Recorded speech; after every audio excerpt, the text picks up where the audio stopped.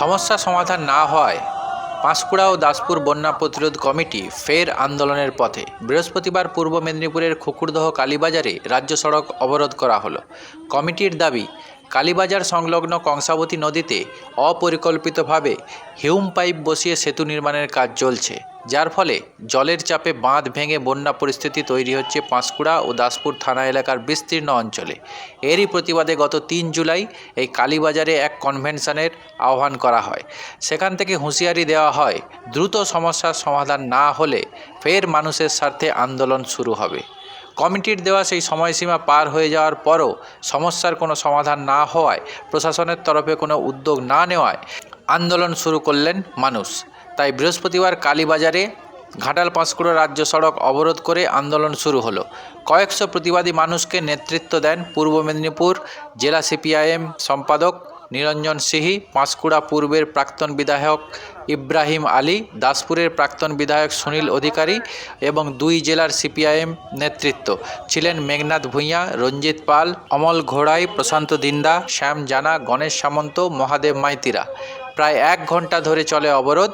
শেষ পর্যন্ত পুলিশ প্রশাসনের তরফে বিষয়টি জেলা শাসকদের জানানোর প্রতিশ্রুতি দেওয়া হলে তারপরই অবরোধ ওঠে। তবে সমস্যার যদি দ্রুত সমাধান না হয় তাহলে আরও বড় বৃহত্তর আন্দোলনের হুঁশিয়ারি দেওয়া হয়েছে আন্দোলনকারীদের তরফে।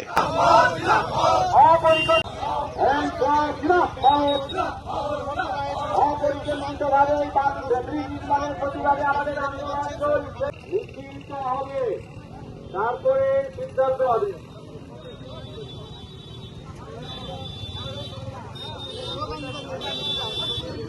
স্লোগানটাকে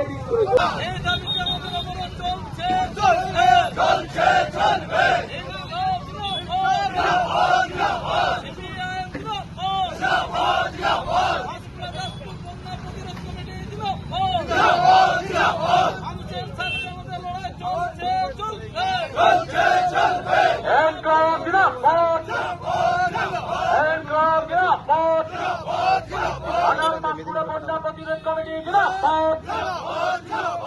অপরিকল্পিতভাবে ব্রিজ অবিলম্বে বন্ধ করতে হবে।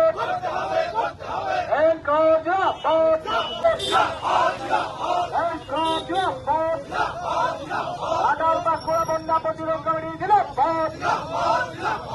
অপরিকল্পিতভাবে হিমপাইপ বসিয়ে বন্যা সৃষ্টি করে প্রশাসনের এই খামখেয়ালিপনা বন্ধ করতে হবে। প্রশাসনের এই অবৈজ্ঞানিক চিন্তাধারা বন্ধ করতে হবে।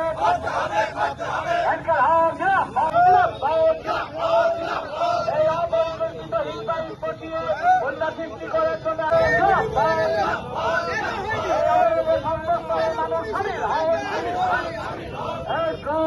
আমাদের রাস্তায় থাকতে হয়। নেতৃবৃন্দ বলেছেন, আপনারা কেন এই হিউম পাইপের বিরোধিতা করছেন? আমরা করছি। কেন এই সময়টাকে বেছে নেওয়া হলো? দাসপুর 2 নম্বর ব্লকের কিছু উদাহরণ যদি আপনারা জানেন, শুনতে পান, তাহলে বুঝতে পারবেন কি ভয়ঙ্কর পরিস্থিতি সেখানে এবং এখানেও আগামী দিন হতে যাচ্ছে, যা গোটা দাসপুর ও পাঁশকুড়ার সাথে ডুববে। আমরা দেখেছিলাম অপরিকল্পিত কাজ, 341 কোটি টাকা সেচ দপ্তর, তৃণমূল এবং প্রশাসন যৌথ উদ্যোগের মধ্য দিয়ে 2 নম্বর ব্লকের পলসপাই, চন্দ্রেশ্বর, সোলাটোপা ইত্যাদি খাল সংস্কারের মধ্য দিয়ে যা প্রায় 100 থেকে 150 কোটি টাকা খরচের মধ্য দিয়ে যে পদ্ধতিতে কাজ হয়েছে করা যেত, তা না করে সরাসরি কালীঘাটে ভাইপোর কাছে কাঠবাড়ি পৌঁছে দিয়ে ঠিকাদারদের সেখান থেকে কন্ট্রোল করার মধ্য দিয়ে প্রায় 341 কোটি টাকার অর্ধেক টাকাকে লুট করা হয়েছে। আর এই অপরিকল্পিত অবৈজ্ঞানিক কাজের শিকার করা হয়েছে গোটা দাসপুর 2 নম্বর ব্লকের মানুষ, পার্শ্ববর্তী এলাকার মানুষ।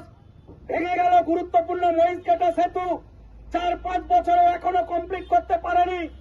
আমাদের এই যে পলসপাই খাল, এই সোলাটোপা খালের সাইড 12 থেকে 14 জায়গায় ধস নেমে আছে।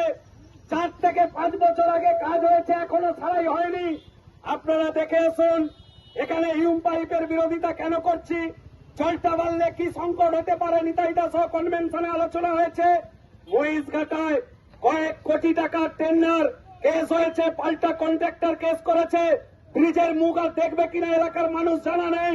কয়েক লাখ টাকা বাঁশেরা সাঁকো করে লুট করে নিল। আর তারপরে সেখানে ওই রকম ছোট হিউম পাইপ বসিয়ে ওই নদী বাঁধটাকে রূপনারায়ণের মুখে বাঁধতে গিয়েছিল। 4 বার ভেঙে যাওয়ার পর কন্ট্রাক্টর গুছিয়ে নিয়ে চলে গেছে।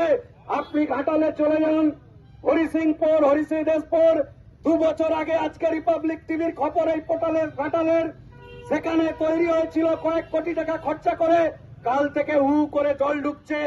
আসলে এই অপরিকল্পিত অবৈজ্ঞানিক পরিকল্পনা, গোটা ঘাটাল মাস্টার প্ল্যানের নামে রাজনৈতিক গিমিক, নির্বাচনী গিমিকের মধ্য দিয়ে টাকাকে লুট করে খাওয়া, তার মধ্য দিয়েই মানুষকে পথে বসানো, ডোবানোর চেষ্টা।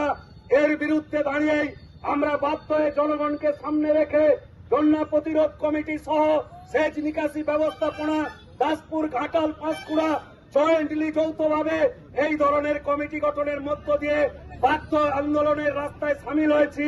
আপনারাও আসুন, ভবিষ্যৎ দাসপুর ঘাটালকে এই বন্যা থেকে নিয়ন্ত্রণ করতে, রক্ষা করতে আমরা বলছি প্রশাসন সঠিক দৃষ্টিতে, বৈজ্ঞানিক ভাবে, কার্যকরী ভাবে জনগণকে যুক্ত রেখে কি চাইছেন, কি করতে চাইছেন, কি উপকার হতে পারে, খোলামেলা যদি জনগণের স্বার্থে কাজ করতে চান তাহলে জনগণের স্বার্থ হলে জনগণকে যুক্ত করুন, জনগণকে জানান।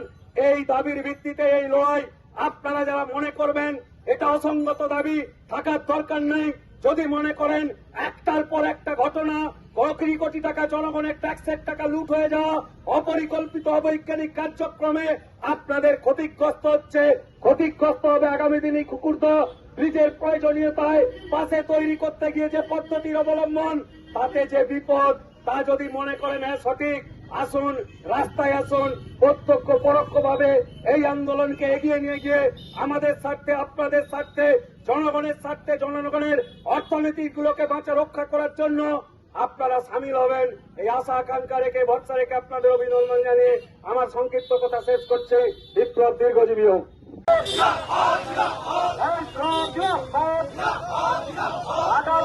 বন্যা প্রতিরোধ কমিটি জিন্দাবাদ।